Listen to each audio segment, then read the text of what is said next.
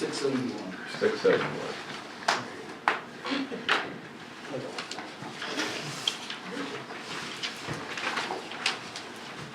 That's what's on the sign anyway. I'm guessing it's higher than that. So That it was, says that was before they added Your the census seats this in year. there. Full 50 over 700.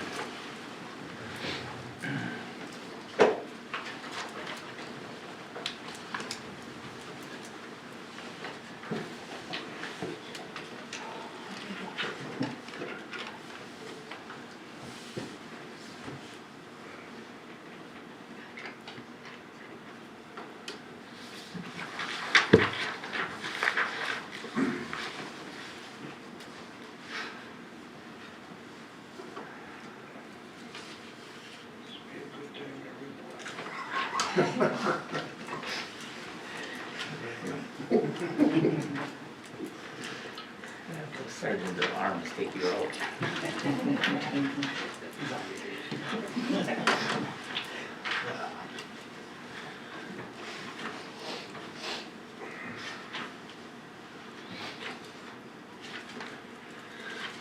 Or this doesn't stay on. It should. Sometimes it's a little button on the side. The other side maybe? Should be on lock Yeah. on that side. There you There you go. All right, I'll call the meeting to order. Please join me for the pledge of allegiance. I pledge allegiance to the flag of the United States of America and to the republic for which it stands, one nation, under God, indivisible, with liberty and justice for all. Thank you for coming. Hey, John. No, even though I'm late, sorry. All right, do you want a copy of our minutes or our meeting? I did print off. Oh, you have it? Yep, I got Okay. it. Thank you, Bill. All right, welcome everyone. Today is the regular council meeting. It's November 12th, 6:30. Roll call. Lacey, please. Councilmember Johnson, Here. Councilmember Hutchison, Here, Councilmember O'Regan, Here. Mayor Yoder, Here. and Councilmember Carlson is absent. Thank you. Any additions or deletions to the agenda? I have a couple things to add that will fall under number 3. Okay, what do you got?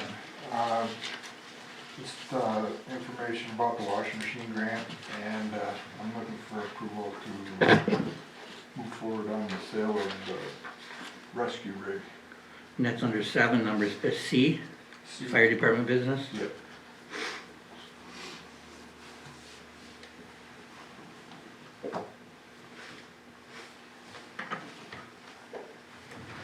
So it's approval for purchasing what? Selling the old Or selling? ambulance. Old ambulance, okay.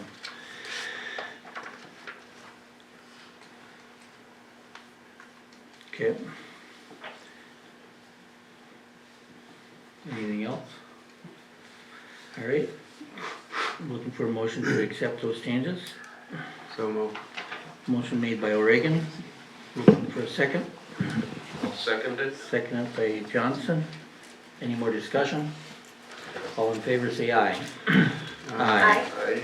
Those opposed, same sign. Motion carries. All right, looking for approval from consent agenda from A to G. So moved. Motion by O'Regan, looking for a second. I will second that. Second by Hutchinson. Any more discussion? I do have one thing I'd like to Okay. bring up. With the employee hours, it looks like there's been a little bit of overtime. I don't know, is that something that everybody was aware of or that was approved? We're, It looks like for the police department, looks like both Jason and Josh had a little bit. Those are the state grant funded TZD hours. Oh, those are So the it ones has we to get be- reimbursed? Yep, Oh, so it okay. has to be paid out as overtime. by- Okay, By alright. state funding. Thank you. Yep. Okay, That's all I had. all right. Any more discussion?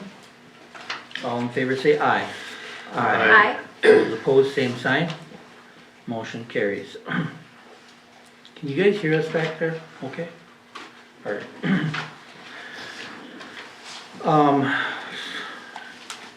Agenda request, I think I'm gonna let, the, wellhead protection by George Minorich. Yes. I'm gonna let you go first, just so you don't have to sit through our whole meeting. Okay. So you got the floor. You want me to stand up, sit down? Whatever you wanna, whatever you feel comfortable with. Excellent. Yeah, I'm George Minorich from Minnesota Department of Health. Boy, it's Monday night all over. Anyhow, I'm a wellhead protection planner and you're in my area, so I've been helping Bruce work on some wellhead stuff. Do you want the short version, the medium, or the long version? Let's shoot, I'm okay with the short version at this point. You might have to change it to the medium, but let's go with the short. Are you guys okay with the short? Yes. Okay. Wellhead protection is mandated by state and federal law. It's a simple idea, really, that since you're a public water supply, you have a certain responsibility to protect the wells for the population, and actually protecting your wells from getting contaminated by pollutants is good business.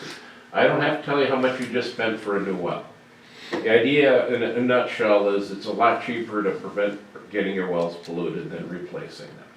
Okay, that's wellhead protection. Wellhead protection is done in two parts, and tonight we're here to talk about the first part. It is a plan that is a hydrogeologic study of the area around your wells and where your drinking water comes from, actually, is what it is. Because the population of your city, the Minnesota Department of Health did this first part. If you were a larger city, you probably would have had to hire a consultant, and that would have cost about $30,000. The second part of the plan is a management plan, and because of our guidance from the legislature, you probably will have to hire someone to work on the second part of the plan, but that's a lot cheaper. Just a ballpark budget number, and I think I've talked to Bruce about this before, is about $10,000, okay? The second part of the plan is the management activities, things you want to monitor, look at, and how to prevent your well from getting contaminated, and things you want to work with. The other thing before I explain the part one plan is we do bring money to the table in this process. Our money can't be used to pay for the development of the plan, but anything you put in your plan to implement is fundable up to $10,000 through a Department of Health grant, and it's a 100% grant, though it is a reimbursement grant. So if we decide we're gonna help you buy a new generator or switchgear for the water plant, for example, we can help you pay up to $10,000 of that, and there's no strings attached other than you have to buy it and request reimbursement. So at least we bring some money to the table. Then we have a second string of grants, we call them competitive grants. They're a broader scope of work, they don't have to be in your plan, and we supply $10,000 grants up on a 50% basis. So if you had a 20% or $20,000 project, we could help with up to $10,000. So in the long term, you're gonna probably get your money back out of this process, okay? So tonight, I'm gonna talk a little bit about the city's water quality and a little bit about your plan and what we know about the geology. And really, as I mentioned before, this plan is basically looking at the geology around your wells. And I'll show you a map in a minute. Actually, we can look at the map first. There's some extra copies for the press or the public up front if you'd like those. Probably the last page of your handout is a map. It's blue and yellow and red and kind of looks like an air photo. That map is what's called, and I'm from the state, so nothing's easy, and we have big, long acronym names, but the Drinking Water Supply Management Area. In essence, the yellow line is the area you're legally responsible to help manage for your wells, okay? But We understand you have very little jurisdiction outside of city limits. So we understand that, and that's one of the reasons why there's grants, so you can work with people. For example, if you found a well you wanted to seal, you can apply, use our money, even if it's out of city limits, to seal a well, okay? So that's the area, and the big yellow area is simply because it's on lines on a map your staff can find, all right? I'll explain the other two lines in a minute. It follows section lines, state highways, a river in this case, can't remember what river it is, help Bruce. What? It is the Long Prairie River. So that kind of sets up the boundaries, okay? So actually, in essence, what we do is we look at where does your water come from in a period of over 10 years. So if everyone would take a quick look at the blue line on the map, and that's why we use the section lines and stuff. If your staff had to find that line, you'd need GPS equipment and engineering help to do that all the time. That line is the 10-year travel time. So anywhere you stand on that blue line, it takes the groundwater about 10 years to get to your wells. Okay? So you have a really good supply of water, especially with your new well, but it moves relatively quickly. The red line, and that's the most important probably to think about in terms of spills and localized contamination, that's the 1-year travel time.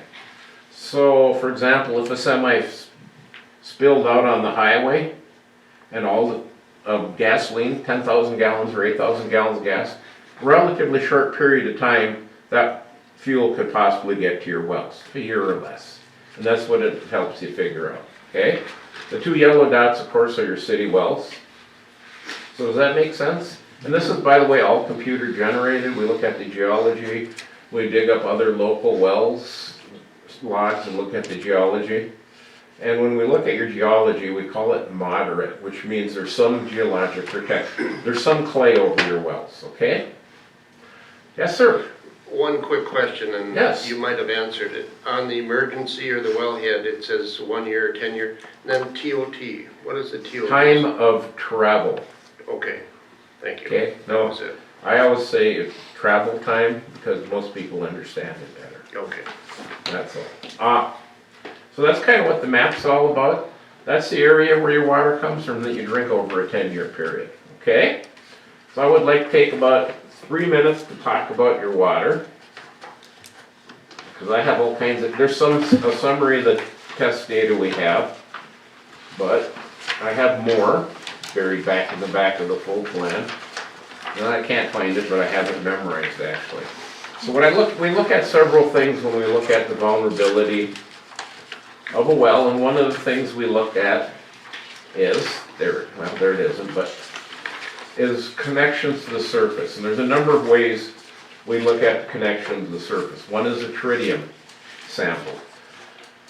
Okay, now I'm going to talk about nuclear explosions and isotopes of oxygen for a minute and hydrogen. Understand your water is completely safe. And tritium is also naturally occurring, but at very low levels. So back in about 1954, there was a lot of open-air thermonuclear bomb testing, right? And if you understand thermonuclear weapons, tritium is the fuel for the fusion reaction. You put tritium in it, it's naturally occurring, but when you have a thermonuclear explosion, it liberates lots of tritium into the atmosphere. And there was all kinds of it. And tritium has a half-life like most other isotopes, okay? You can drink all the tritium in the water and it will never hurt you for the record, so everyone understands that. But it's how we measure time. And we know that tritium every about 20 years, there's half as much left in the environment. When I first started working for the state, a high well would have about 20 to 25 tritium units in it, okay? Which means it's relatively new. Now, the state average is about 12 tritium units. And that means rainfall, when it falls down and hits the ground, has about 12 tritium units in it, okay? It goes up and down a little bit, 10 to 14, but that's the average. So that's how we know how old water is about, right? It gives us an idea. So when we look at your wells, we tested them both a couple of times. They average around 8 tritium units. So that's telling us that we already know there's some rain in your wells, right? But it's relatively new water. When we see a number around 8 tritium units, that's telling us the water's probably in the vicinity of 10 to 20 years old. And it's not all of it, but some of it is, okay? And that's all that means, and we age it. There's a second way we look at it, and here we go talking about isotopes again, and that one you don't have the results of except for the full study. Oxygen and oxygen also makes isotopes when it breaks down. And most of the time I'm talking about losing protons specifically, if you remember your high school chemistry. So it's, again, slightly radioactive. It means we can detect it, and that's all it means. But we can compare the signatures of the surface waters along Prairie River to the water in the wells and find out if it's similar, because when water evaporates, oxygen 16 stays around longer. I know, that's a mouthful. So we know, but when we sampled the river, we sampled your wells, we did not see a connection between the river and the wells. That's all it means. So you're basically protected from any spills in the river by the geology.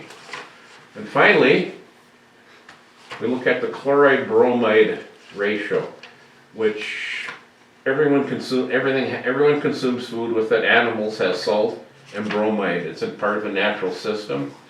Chlorides also are used a lot by people for ice removal, and you're right by a state highway. Your new well has a relatively low chloride level. Chloride-bromide ratio is about 300, which means it's pretty natural. Your other well across the street is about 900, which tells us there's probably a little road salt getting to the water there, okay? And again, you have pretty good detection, but with the tritium and the road salt is why I'm bringing it up.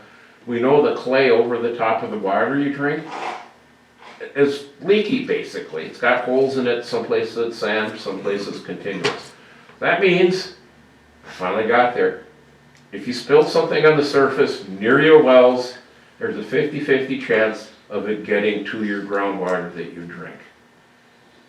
Whew. And I haven't lost anyone. I'm doing really good tonight. Thank you. But that's all most of the data means in this. How susceptible are your wells to getting contaminated? Because there's some tritium, it's because there's chloride. Your older well is a little more susceptible to contamination than the new one across the road, okay? If you're in the Red River Valley when you had 200 feet of clay over the groundwater, there's not much you can do to the wells. So what that really tells us when we get to the management part, the highway's gonna be a concern in spills, okay? The river's not that great a concern, and abandoned wells, unused wells are probably a concern. And probably leaky underground storage tanks and things like that. So big leaks that have been around a long time may impact your groundwater. Semi in the ditch, losing 8,000 gallons of gas, probably something to worry about by the wells, okay? The other side of town, not so important, especially if you're across the river on the bridge. Just to give you an idea, and that's what this whole study is, to look at what can get to your wells. So your new well is relatively protected, okay? But it has the tritium in it, so we know there's some connection to the surface. And I haven't lost anyone, no one's thrown anything. One guy threw a plan at me one night, so which is fine. But it's kind of hard to understand, and I know you're getting a quick lesson, but that's what it Well, it's all. very interesting, actually, and I'm So- pleased to hear the results, honestly.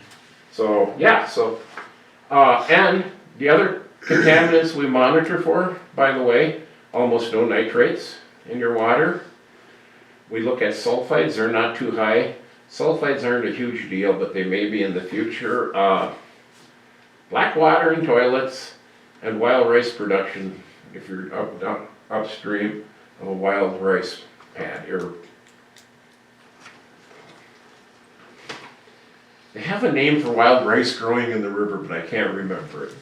So it may affect wild rice growth, because it's really hard for you guys to get sulfate out of your wastewater. It comes from the groundwater that you pump. Arsenic, the old well is almost non-detectable. It's less than 1 part per million arsenic. The new well has 1.3, which is really low. It doesn't indicate any treatment or anything. The drinking water standard's 10. Half of that 5 would be where we'd start be getting a little bit concerned, but you're fine, and that's naturally occurring, and there's not really anything you folks can do about arsenic. Bacteria, you always pass the bacteria test. So at least for the stuff we monitor for, you have really good water, okay? It may be a little bit of hard when I see the sulfides, am I right? Okay. But tells me you got good water in town, okay?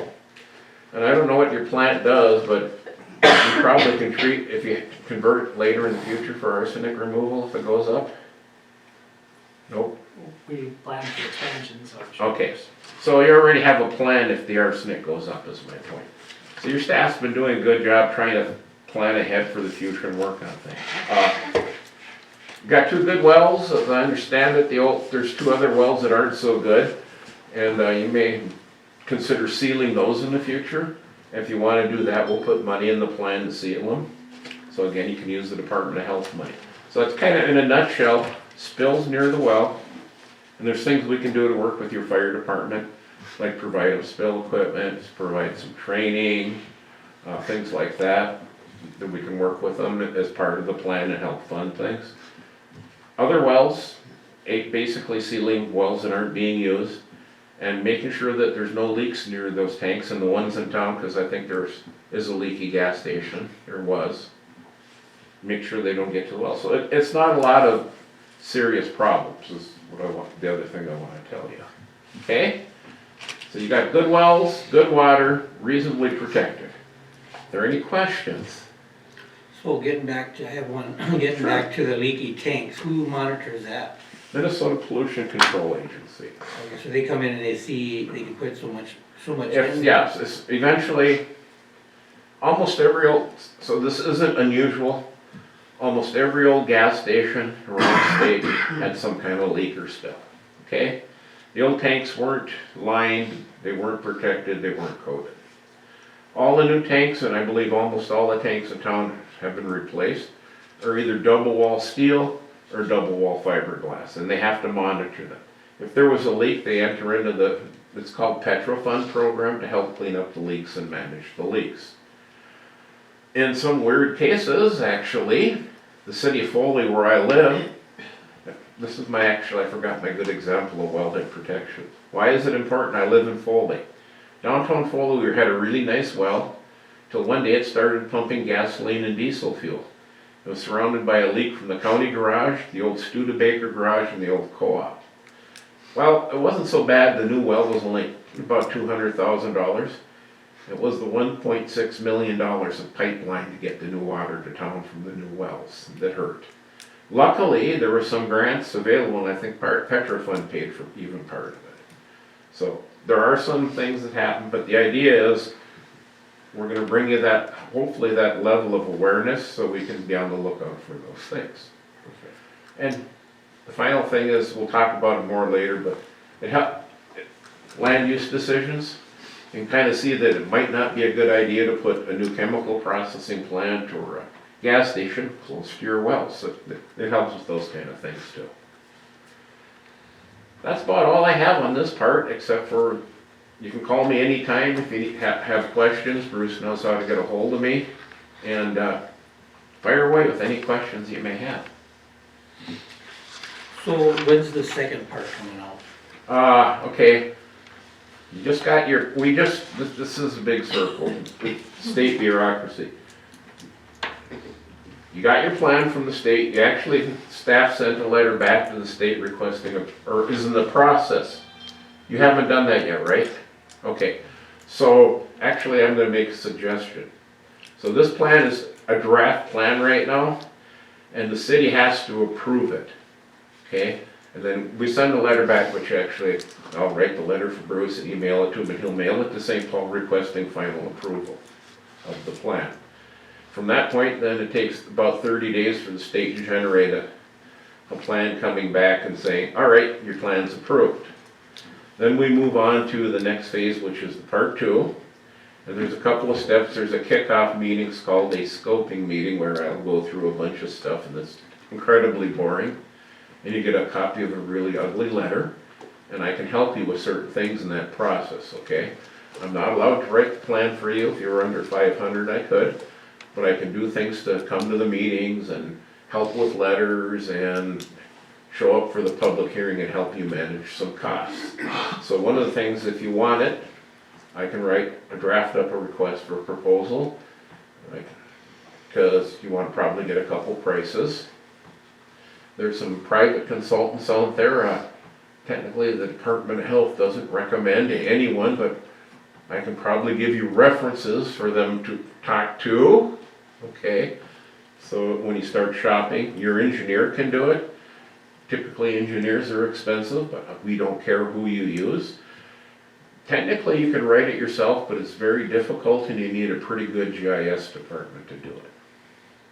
But that'll be the next phase, and that's probably starting after Christmas, we'd be looking at the RFP process.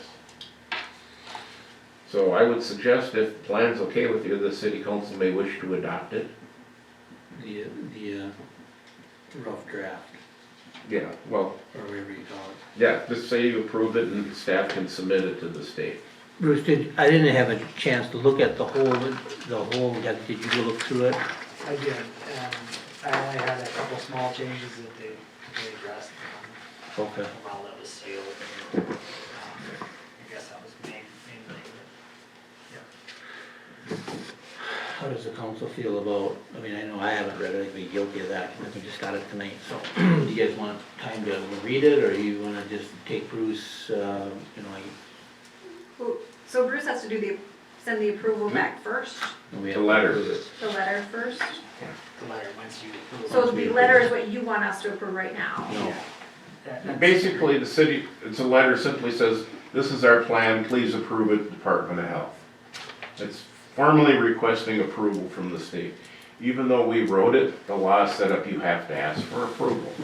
So it could be as simple as authorizing Bruce or the clerk to request this Department of Health approve the plan. So that's what we need to do tonight? Yeah. If we and this is the plan, this is what we're talking about. Right, and if you want more copies, I'll mail you more tomorrow. Okay. Went through the parts, the easy parts, about 2/3 of it's engineering and computer modeling. Right, I wouldn't know if I'd understand it to start with, but I mean, the fact that Bruce has been working, I guess I might be trying to approve it on my part. What do you guys feel? Okay. Yeah, I'm fine with Bruce's judgment, and he's very thorough, so. So it's up to me. All right, well, does somebody want to make a motion to approve the, this still called the preliminary? Part 1 wellhead Part one. protection plan. Okay, part 1, wellhead protection plan. I will make that motion. Okay, motion made by Johnson, looking for a second by O'Regan. Any more discussion? All in favor say aye. Aye. Those opposed, same sign. Motion carries. Thank you very much for having me. Yeah, If thank you you. need anything answered, you want more copies of the plan, just have Bruce get a hold of me. Perfect. Even come back if I need to. Sounds good, thank you. Thank you. Did a good job of explaining it. Lots of practice. All right, and then we're gonna move to Larry Beckner, administrative citations, page 28. Larry, you here? Yes. Thank you. All right, you got the floor.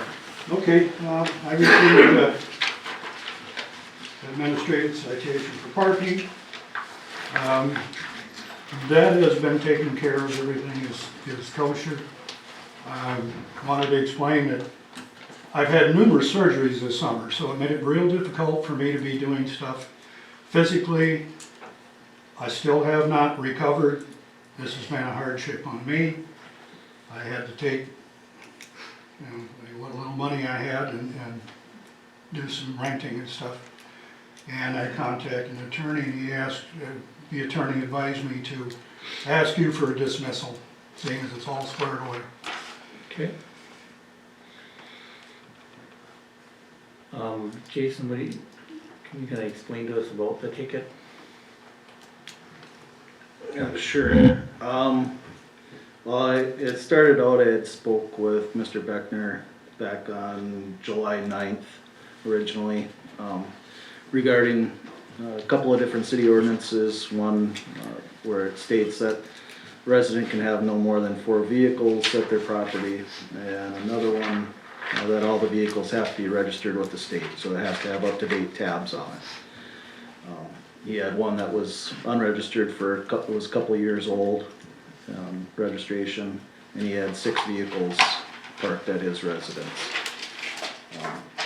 I made several attempts to talk with him over a period of about 3 months, 4 months. Didn't really see anything happening or getting done. So at that point, I issued a city administrative citation for the 2 different violations, one having unregistered vehicle and another for having over the limit. Okay. So, in your opinion, it was started out when? When did you say it started? July 9th was the first time I spoke to him about it. Okay. And when was the citation issued?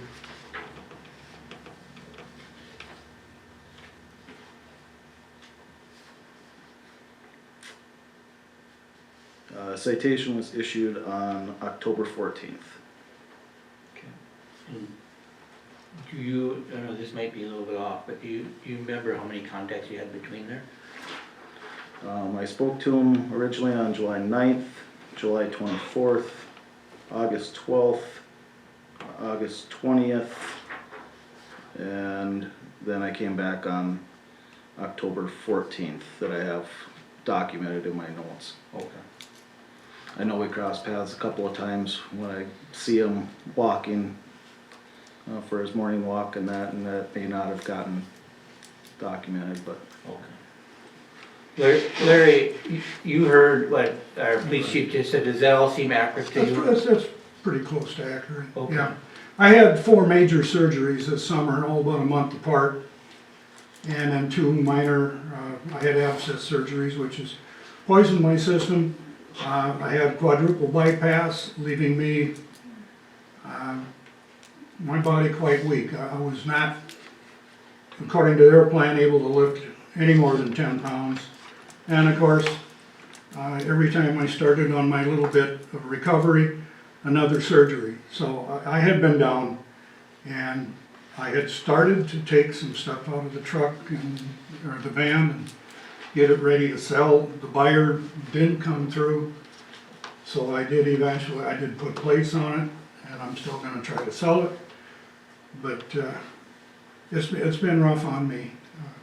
What happened with the extra vehicles, and did you tow them to a different place, or did you sell They're, them? they're in storage Okay. somewhere, in another place, so. Okay. All right, thank you. All right, what does the council want to do?